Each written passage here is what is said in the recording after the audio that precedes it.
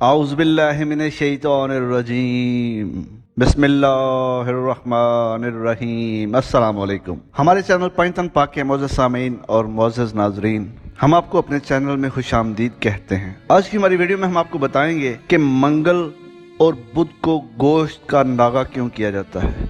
बहुत ही ज़बरदस्त और इन्फॉर्मेटिव वीडियो है। हमारी आज की वीडियो आखिर तक ज़रूर देखिएगा। अगर हमारी वीडियो पसंद आए तो हमारा चैनल पंचतन पाक सब्सक्राइब करना ना भूलिएगा।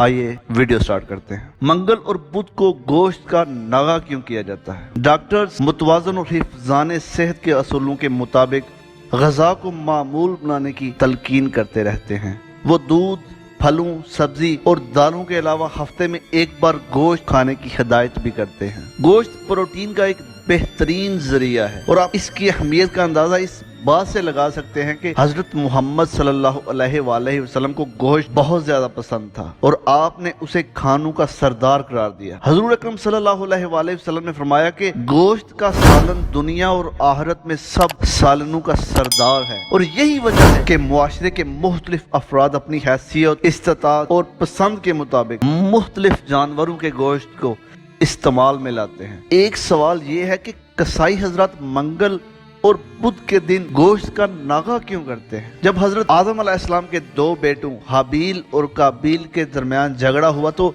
काबील ने हाबील के सर पर पत्थर मारकर उसे कत्ल कर दिया। तो वो दिन मंगल का दिन था और काबील तकरीबन 2 दिन मंगल और बुध को हाबील की लाश को उठाए फिरता रहा कि इस लाश को क्या करूं, उसे कैसे ठिकाने लगाऊं, क्योंकि तब ये दुनिया का पहला कत्ल था। तो काबील को मालूम नहीं था कि किसी इंसान के मरने के बाद उसके साथ क्या किया जाता है। इसी मुनासबत से पाकिस्तान में किसी भी जानवर को मंगल और बुध के दिन ज़िबा करने से परहेज किया जाता है। बहुत लोगों का ख्याल है कि मंगल खून का दिन है। गोश्त के कारोबार से मुंसलिक लोगों के यहाँ ये वहम इतना जोर पकड़ गया है कि इसी वजह से गोश्त का नागा भी इसी दिन किया जाता है। इसके अलावा ये भी कहा जाता है कि असर से मगरब के दौरान घर की सफाई ना की जाए। इसके पीछे भी एक कदीम कहानी है कि अरब की एक बुढ़िया घर की सफाई करती है और जब असर के दरमियान हजरत मोहम्मद सल्लल्लाहु अलैहि वसल्लम उस बुढ़िया की गली से गुजरते तो बुढ़िया आप पर रोजाना कूड़ा करकट फेंकती, जिसकी वजह से मुस्लिम के दानों में असर और मगरब के दरमियान सफाई करना और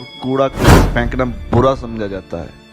ये वो नजरिए हैं जो दौरे कदीम से आज तक हमारे मुआशरे में राइज है। जी तो दोस्तों, उम्मीद करता हूँ कि आज की हमारी वीडियो आपके लिए इंफॉर्मेटिव साबित हुई होगी, आपको हमारी वीडियो पसंद आई होगी।